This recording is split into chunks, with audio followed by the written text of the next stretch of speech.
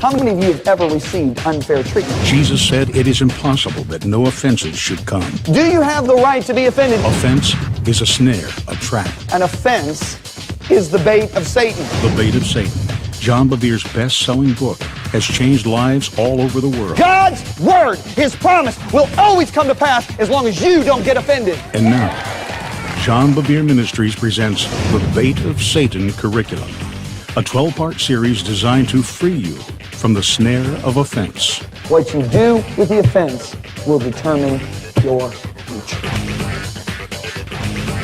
Lição número 8, vamos falar sobre a rocha da ofensa. E eu vou ler em 1 Pedro capítulo 2, verso 6.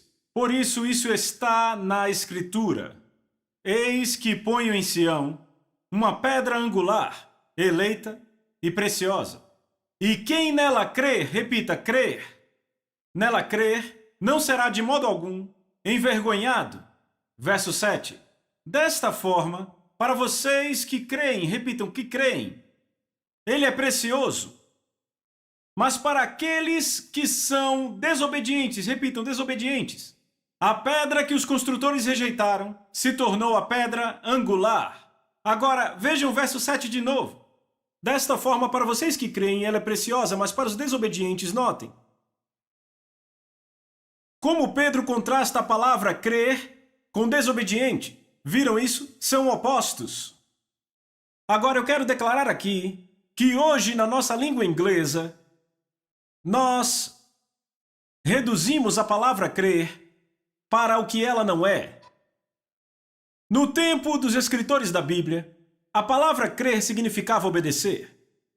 Hoje a palavra crer significa que você reconhece e acredita na existência de alguém e não obedecer necessariamente.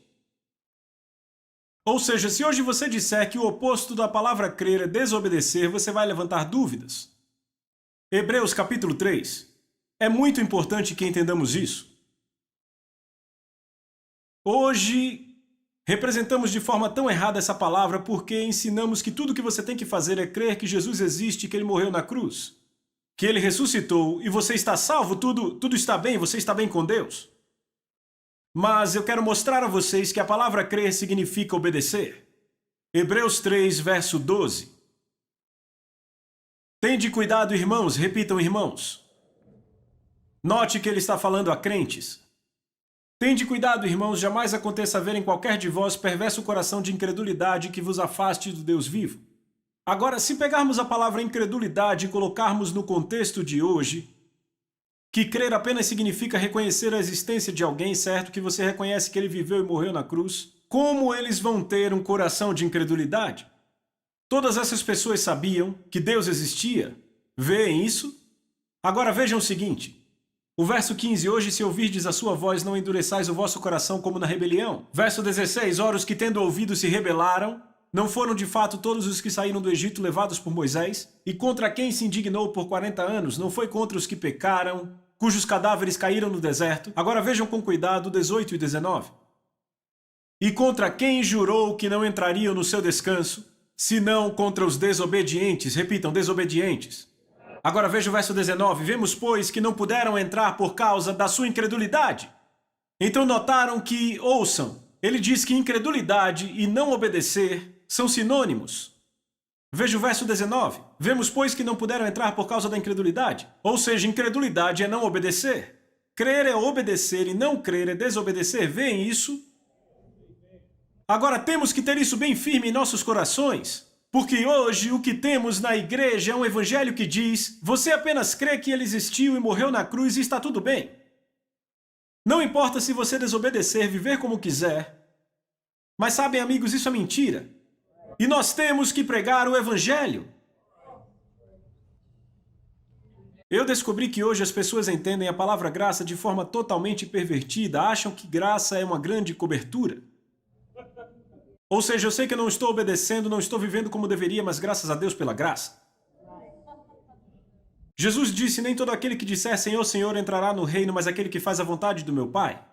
Não é apenas confessar Jesus que leva a pessoa para o céu, é confessar e praticar. Agora eu digo, ninguém vai poder olhar para Deus e dizer as minhas obras me trouxeram aqui para o céu, porque a palavra diz que é por graça, apenas por graça e não por obras. Mas, no entanto, Tiago vem e diz, vocês realmente têm graça e fé? Mostrem-me sua fé sem as obras e eu mostrarei a minha pelas obras. Ou seja, a evidência de que eu realmente tenho a graça em mim é o fato de eu obedecer. Me mostre uma pessoa que repetidamente e consistentemente se rebela e desobedece, e eu te mostro alguém que não conhece a Deus. Agora, no ministério de Jesus, ele é chamado de a rocha da ofensa. Você vai notar que todo lugar que Jesus ia, ele ia ofendendo pessoas. Quem eram as pessoas que ele ofendia? Ele ofendia pessoas que não eram verdadeiros crentes, desobedientes, e também ofendia pessoas que tinham fundações erradas em sua vida. E ele disse, uma das duas coisas vai acontecer, ou você vai seguir a rocha e ser quebrantado, ou a rocha vai te reduzir a pó. No Evangelho de Lucas, capítulo 2, lemos no verso 25, e eis que havia um homem em Jerusalém, cujo nome era Simeão. E esse homem era justo e devoto, esperando pela consolação de Israel, e o Espírito Santo estava sobre ele. E lhe foi revelado pelo Espírito Santo que ele não morreria antes de ver o Cristo do Senhor.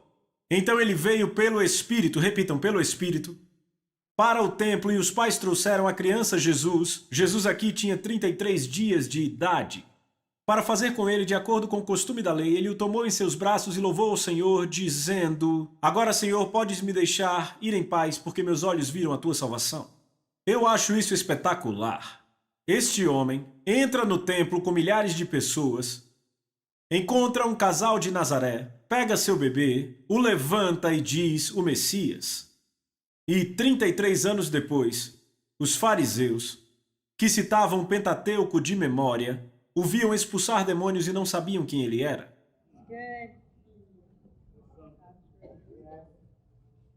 Qual a diferença? Ele veio pelo Espírito. Ele conhecia Deus intimamente. Agora veja o que ele vai dizer. Verso 34. Não, 33. E José e sua mãe se maravilharam por aquelas coisas que eram faladas dele.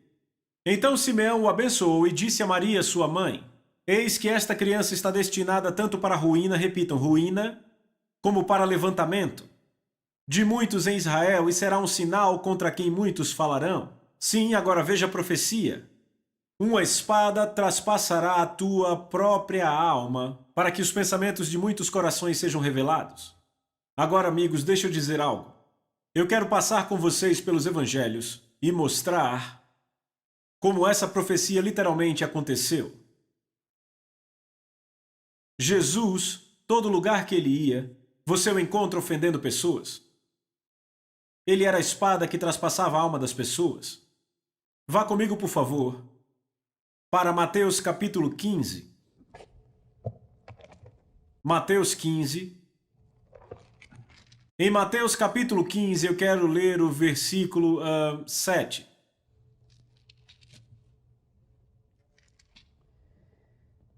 Jesus declarou aos líderes, ele disse, hipócritas, bem profetizou Isaías a vosso respeito, dizendo, esse povo se aproxima de mim com sua boca e me honram com seus lábios, mas seu coração está longe de mim, e em vão me adoram ensinando doutrinas que são preceitos de homens.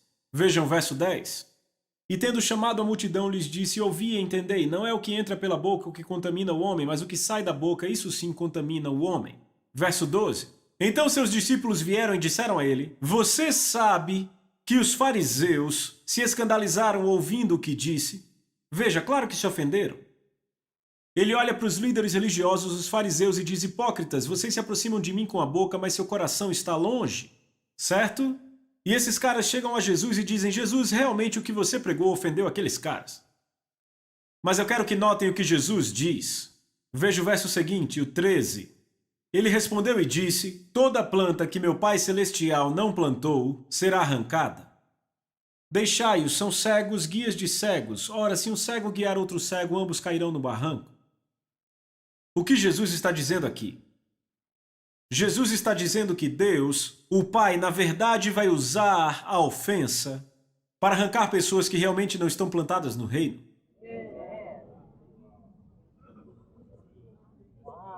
O que temos hoje é um monte de pregadores que aliviam na mensagem para manter mais pessoas na igreja. É muito simples. Você amplia a mensagem e aumenta o número de pessoas vindo à sua igreja, mas eis o engano. O pensamento na mente do ministro é o seguinte: Eles querem tanto ver as pessoas saírem do inferno e irem para o céu, que pensam, eu não vou dizer palavras que vão afastar pessoas de Jesus. Mas Jesus afastava pessoas constantemente com suas palavras, com a verdade. Deixa eu dizer de novo do que a Bíblia o chama. Ela o chama de a rocha da ofensa ou a pedra de tropeço, que é uma rocha enorme. Posso ser honesto, da forma que pregamos Jesus na América, ele não é mais a pedra de tropeço. O reduzimos a uma pequena pedrinha que todos passam por cima.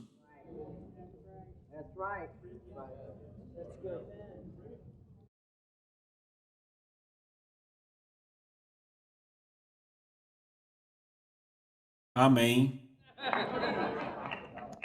Eu me lembro que eu estava no primeiro ano de viagem meu e da Lisa, fomos para uma grande igreja de uma denominação renovada. E no domingo de manhã eu preguei uma mensagem muito mais suave do que as que prego hoje. Eu tenho que ser honesto, eu sou muito mais forte hoje do que fui naquele domingo de manhã. Mensagem básica de arrependimento. E depois do culto, estávamos na cantina comendo. O pastor olha para mim e fala, irmão, ele diz, sabe algumas coisas que você está dizendo, essa manhã Deus tem falado ao meu coração, mas meu povo não está pronto para isso. Ele disse, porque se eu começar a pregar isso, eu vou perder um terço da minha congregação. E antes de eu conseguir responder, a Lisa pulou na frente e falou. E ela, desde quando você se tornou pastor e não Jesus? Ele olha para minha esposa e abaixa a cabeça. Olha para mim de novo e diz, bem, isso foi o que o Senhor me disse há um mês atrás. Ele disse, eu sei o que esse povo aguenta. Sabe o que é impressionante? É que nos dias seguintes pregando ali, sabem, eu vi que coisas estavam sendo expostas, sabem? Muitas vezes com profecia você não sabe que está profetizando. Você fala e acha que é do seu coração, mas Deus está juntando coisas, entendem? Sabe, foi assim que eu entendi que os espíritos religiosos são malignos. Malignos, ok? E eu me lembro, sabem, depois que eu fui embora, aquele pastor me enviou o cheque. Mas o que significava mais para mim do que aquela oferta foi o sorriso. O Espírito Santo disse, eu estou feliz que você disse o que eu queria. Porque, sabe, eu já tive grandes ofertas em cidades sem nenhum sorriso e eu me lembro agora particularmente de uma. Eu estava numa grande conferência com 5 grandes pastores lá, e o Espírito me disse para pregar sobre a isca de Satanás, ofensa, e eu lembro que eu estava escrevendo outros livros, outros assuntos queimando em meu coração, eu não queria pregar aquilo, não achava mais tão empolgante, e eu lembro que naquele encontro eu preguei o que estava no meu coração, e sabe, as pessoas se empolgaram, sabe, se levantavam e diziam, sim, é isso que eu vou fazer, e sabem, no final todos estavam no chão, tivemos um grande encontro, na manhã seguinte eu acordei, eu nem saí da cama, eu caí direto de joelhos. Porque, sabem, o Espírito de Deus estava sobre mim e não de uma forma feliz. E eu lembro de falar, Senhor, eu não preguei o que você queria que eu pregasse a noite passada, não é? E ele, não pregou. E eu disse, Deus me perdoe, e comecei a implorar por perdão. Eu não levantava, eu achava que eu ia morrer. Então eu fui para o aeroporto voar para uma cidade na costa, e o tempo todo, ó Senhor, me perdoe, mas eu achava que eu ia morrer.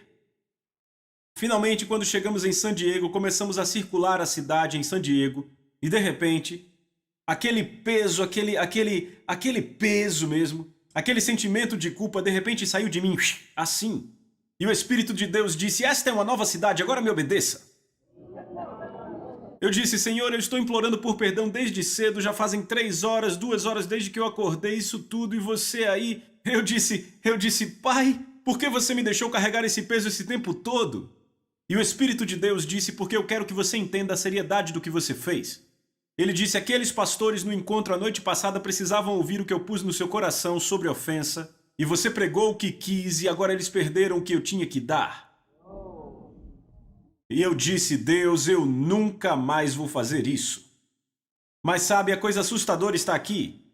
Você tem esses caras da linha de frente que estão aí, tem outros... E o que esses caras estão fazendo é trazer uma mensagem agradável, amistosa, enquanto todos estão por aí vivendo em pecado. Estão comigo?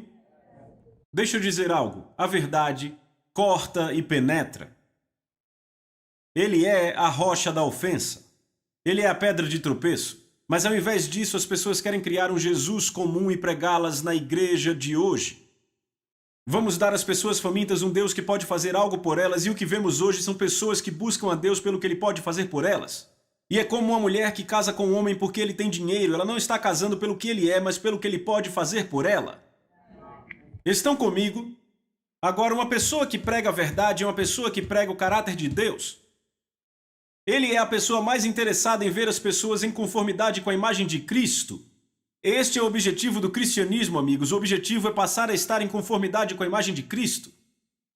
Quando você tem uma pessoa que está no Espírito pregando a palavra de Deus, eu te digo, ela vai discernir o que está no seu coração. Vai penetrar seu coração. Se é amistosa e só te faz sentir bem e agradável, eu não acho que vem da rocha da ofensa. Amém? Então, como líderes, temos que entender algo. Tem vezes que Deus vai nos dar algo para pregar. É a pura e simples verdade. Eu não estou falando de uma viagem que não está na Bíblia, eu só estou falando da verdade. Vai entristecer pessoas. E elas podem ir embora. Mas a atitude de Jesus foi: deixa elas irem.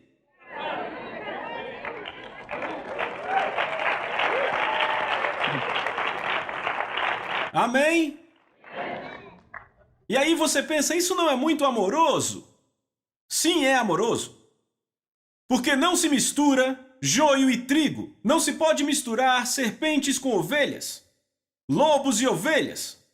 E a palavra de Deus vai expor o que está dentro das pessoas. Vá comigo, por favor, para Mateus capítulo 13. Mateus 13, verso 55. Jesus está na cidade natal dele. Foi aqui que ele ofendeu a sua cidade natal. Vejam isso.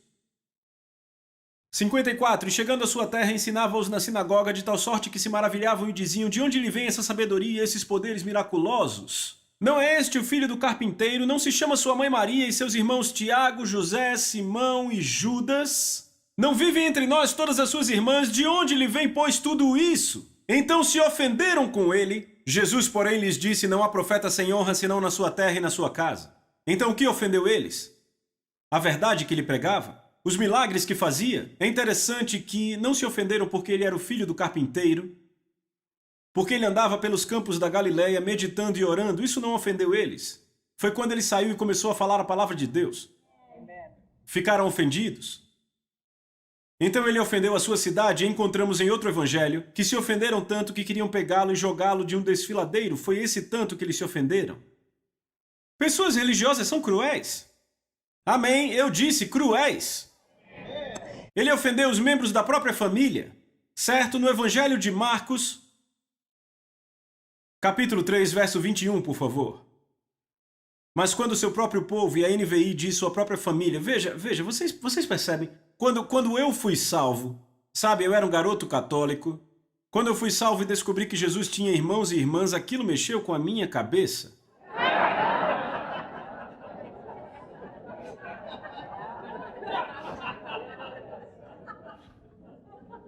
Tinha 4 irmãos e várias irmãs. Ela só era virgem antes de ter Jesus, depois ela teve vários outros filhos, isso era natural. Então, vamos lá. Quando o seu próprio povo, eu tenho tentado convencer a minha mãe disso, mas vamos lá. Quando o seu próprio povo ouviu sobre isso, eles saíram para prendê-lo, porque diziam: está fora de si. Era a família dele. A família dizia: está fora de si, ficou louco. Estão vendo? Agora o verso 31. Seus irmãos e sua mãe ficaram do lado de fora e mandaram chamá-lo. Porque achavam que ele estava louco, queriam levá-lo para casa. Queriam pegá-lo. Muita gente estava sentada ao redor e disseram: olha, tua mãe e teus irmãos e irmãs estão lá fora à tua procura. E ele disse: quem é minha mãe e meus irmãos? E olhou ao redor em círculo para aqueles que estavam sentados junto a ele e disse: aqui estão minha mãe e meus irmãos, porque todo aquele que faz a vontade de Deus é meu irmão, minha irmã e minha mãe. Eu lembro quando eu fui salvo, minha família não ficou muito empolgada. Não ficaram, não. E eu me lembro que chegou a um ponto em que não me convidavam mais para certas festas, como a festa de aposentadoria do meu pai, não me convidaram porque achavam que eu ia pregar lá. E então, quando eu soltei a bomba e disse que ia fazer um curso bíblico, a minha mãe disse: só se for por cima do meu cadáver. Porque, sabe, eu tenho diploma de engenharia, e sabe, eles tinham esperanças para mim e disseram: você vai ser um pregador, vai morrer miserável. E eu disse: não, mãe, Deus me chamou para fazer escola bíblica. E eu disse: mãe, eu te amo, te respeito, mas isso foi o que Deus me chamou para fazer. E então ela disse: muito bem, então você vai pagar tudo sozinho. E eu disse: tudo bem, eu pago. E o que é impressionante é que eu tomei a decisão, e mesmo com minha família me rejeitando como fizeram, eu queria servir a Deus. Sabe, a família de Jesus o rejeitou, mas sabe o que é interessante? Você encontra a mãe e os irmãos dele no cenáculo. E foi isso que Deus usou comigo. Eu disse: Senhor, se eu te servir, você cuida da minha família. E sabe o que mais? Hoje a minha mãe e o meu pai leem meus livros, assistem meus vídeos, e o meu pai, quando tinha 79 anos, ele agora tem 82. Quando ele tinha 79, eu tive o privilégio de orar com ele para ele receber o Senhor Jesus.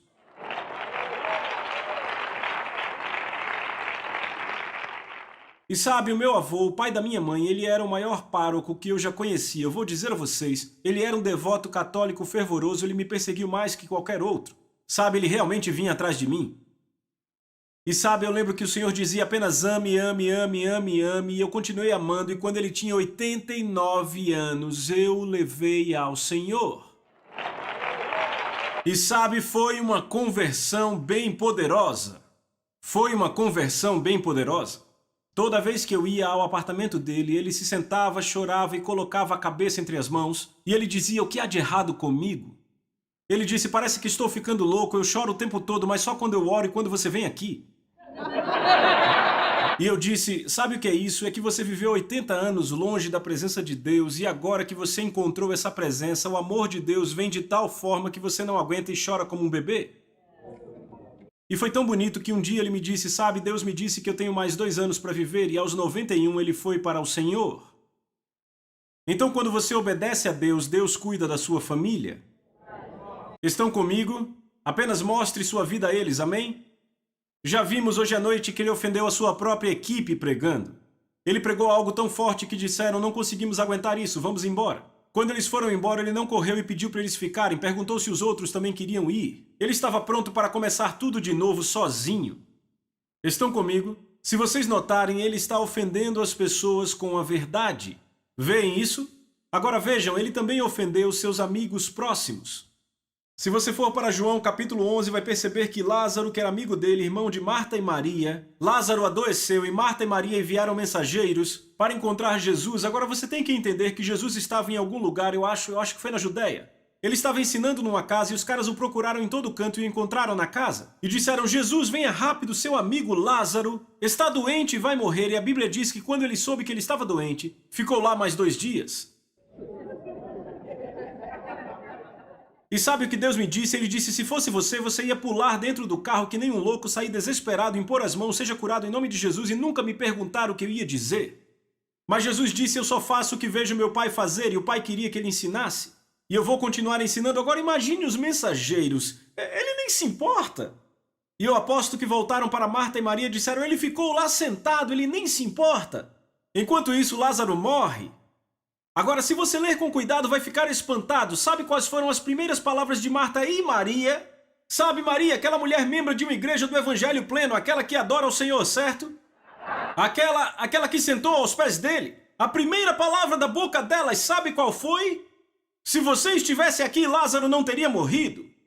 Estão ofendidas. Estão vendo? Vai lá e lê. São as primeiras palavras da boca dela. Senhor, se você estivesse aqui, ele não teria morrido. Elas estão operando com a ofensa. Veem isso? Agora você quer ver outro ofendido, João Batista? Vá comigo para o Evangelho de Lucas capítulo 7, você vai se espantar com isso. Evangelho de Lucas capítulo 7, verso 18. Então os discípulos de João reportaram a ele a respeito dessas coisas. E João, chamando 2 discípulos, enviou-os ao Senhor para perguntar: és tu aquele que está para vir ou havemos de esperar outro? O quê? Como assim era você ou esperamos por outro? Esse é João Batista, o que reconheceu Jesus quando estava no útero da sua mãe. Ele pulou. Sabe, esse é aquele pessoal que quando foi batizá-lo, ele viu o Espírito do Senhor descendo como uma pomba, e o Senhor disse a ele: veja, esse é aquele sobre quem o Espírito desce em forma de pomba, esse é aquele que batiza com o Espírito Santo e com fogo, o Cordeiro de Deus que tira o pecado do mundo. Como assim você é aquele que estava para vir? Estão vendo isso? Por que ele está fazendo isso? Porque ouçam. Lembram o que eu disse na primeira lição? Estamos prontos para a ofensa quando temos expectativas. João entregou a vida dele para servir a Deus. Não só isso, ele tinha essa dieta de gafanhotos e mel silvestre. E ele andava nas costas de um camelo com um cinto de couro. Jesus usava uma túnica sem costura. E entenda isso, era uma túnica legal. Ela era tão legal que os soldados romanos lançaram sortes para tê-la. Veem como era legal, ok? Ele come com pecadores. Ele bebe nas festas com eles. E ele não vem visitar João na prisão. E João começa, pera aí! Não era isso que eu esperava? Vem isso? E aí, vem isso? Agora vejam o que Jesus faz. Ele diz, vejam isso. Verso 20, quando os homens chegaram a Jesus, disseram, João Batista nos enviou, dizendo, és tu aquele que estava por vir ou devemos esperar outro? Jesus, rapaz. 21, naquela mesma hora curou Jesus muitos de moléstias e de flagelos e de espíritos malignos e deu vista aos cegos. Verso 22, Jesus respondeu e disse, vão e digam a João as coisas que viram e ouviram, que os cegos veem, os aleijados andam, os leprosos são limpos, os surdos ouvem, os mortos levantam e aos pobres se anuncia o evangelho. Ele está citando Isaías. E então ele diz, PS, verso 23, e abençoado é aquele que não se ofende por causa de mim.